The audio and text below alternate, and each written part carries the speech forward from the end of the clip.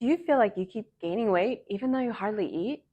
The truth is, even though everyone tells you to eat less in order to lose weight, it is possible to gain weight when you don't eat enough.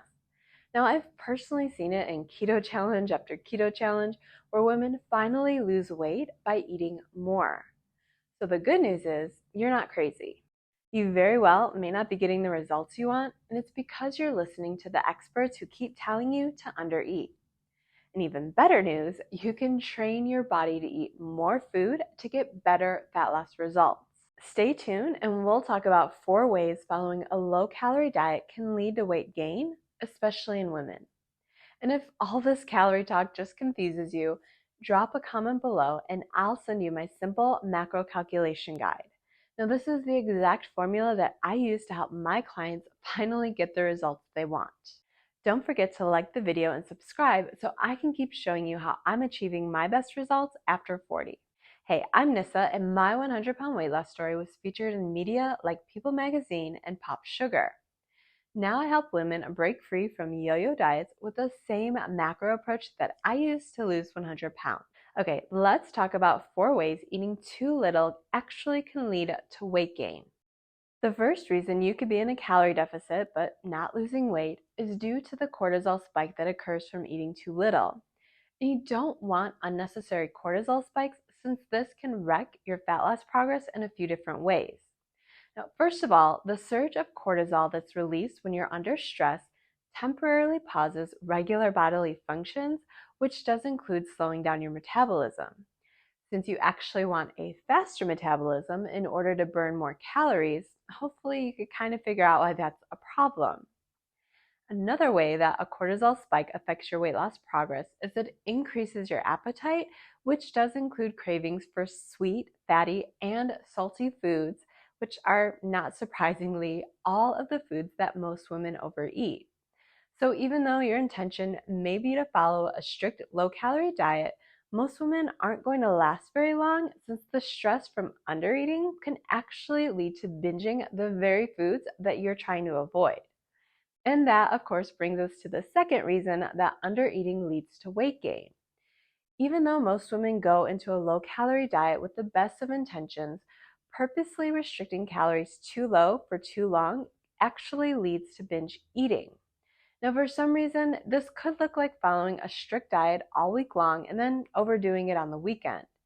For others, you may only have enough willpower to last till the end of the day before you start stuffing your face with all of the junk food you can find. Now, as someone who has been in both situations far too many times to count, I can attest that once I began following a more reasonable diet, where I still follow a calorie deficit, but now I'm just much more reasonable with that deficit, I no longer feel the need to binge on any foods. I eat enough food throughout the day where I don't feel the drive to eat everything in sight at the end of the day, and I don't ever binge on the weekends. Of course, I also employ other strategies like calorie cycling, while also prioritizing the nutrients that my body needs earlier in the day. So I eat enough protein, and I also get in things like omega-3 fatty acids, which help you feel more full. And since this helps you feel satisfied instead of continuously feeling hungry, like I did when I ate too many processed foods, I don't feel the need to overeat throughout the day. The third reason consistently undereating can lead to weight gain is when you don't eat enough food, especially enough protein, your body will start to let go of lean muscle.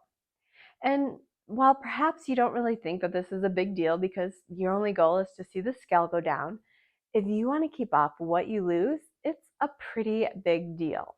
And that's because when you undereat for too long, your body starts to pare down muscle in response because muscle is a metabolically expensive tissue. It takes more calories to maintain muscle than other forms of weight, like body fat.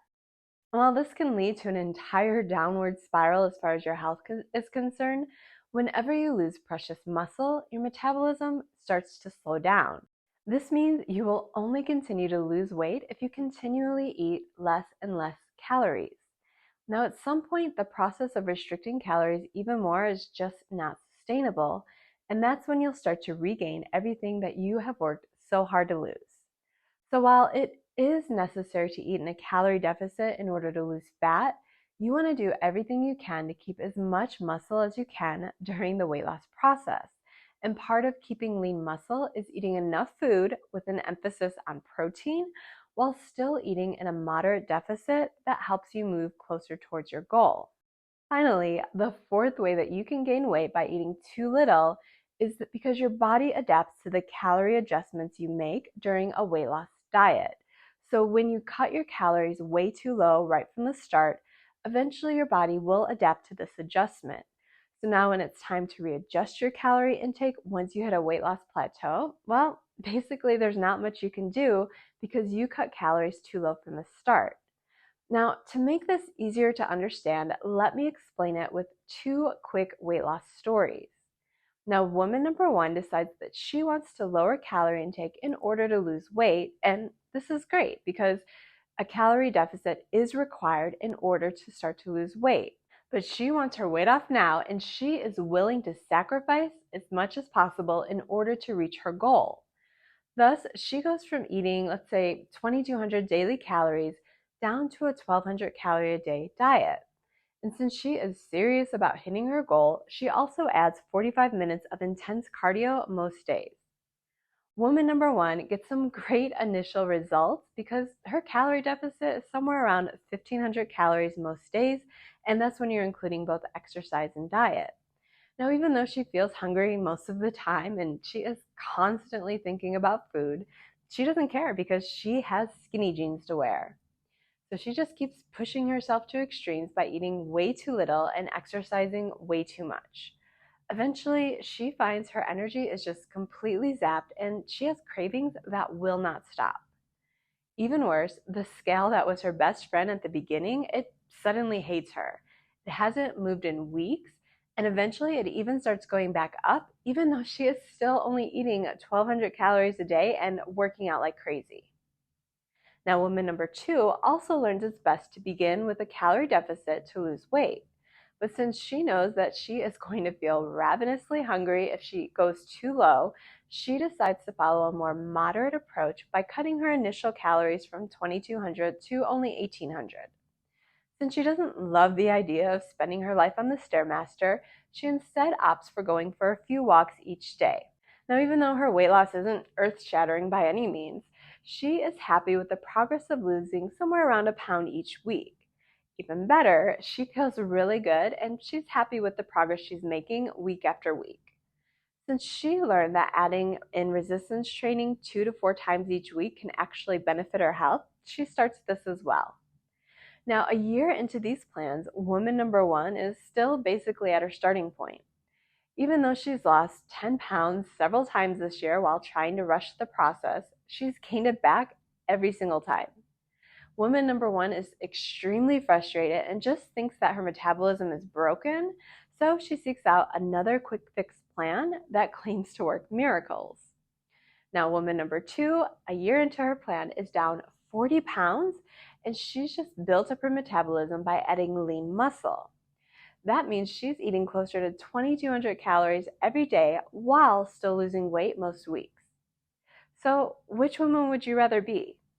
Now, I personally have been both women. I was woman number one for the first 20 years of my dieting life, and yes, it is as miserable as it sounds. Now, this past year, I have settled into becoming woman number two.